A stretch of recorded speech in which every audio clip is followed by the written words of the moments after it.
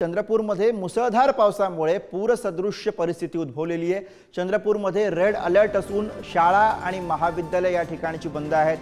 त्याचबरोबर इराई नदीकाठच्या गावांना या ठिकाणी धोका हा अद्यापही कायम आहे। चंद्रपूरमधली पावसाची अपडेट। मुसळधार पावसामुळे पूरसदृश्य परिस्थिती आपल्याला सध्या चंद्रपूर जिल्ह्यामध्ये बघायला मिळते।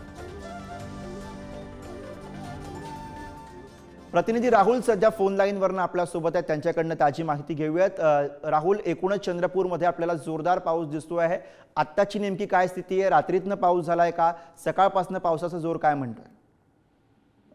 गुरुप्रसाद, तर एकूण आणि 20 तारखेला जो पाऊस झालेला आहे जिल्ह्यात, त्याचा जो परिणाम आहे तो आपण काल दिवसभर बघितला आहे। पूर्ण जिल्ह्यात पूरच परिस्थिती निर्माण झाली होती। अनेक मार्ग बंद झाले होते। साधारणतः 650 घराची पडझड झाल्याचं प्रशासनाकडून जाहीर करण्यात आलेलं आहे। त्यांचे पंचनामे सुरू आहे।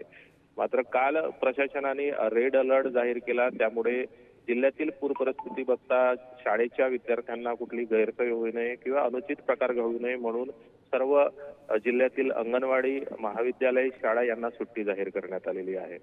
त्याचबरोबर या पुराच्या पाण्याचा जो भाग आहे तो माहितीनुसार आज सकाळपासून ओसरायला सुरुवात झालेली आहे।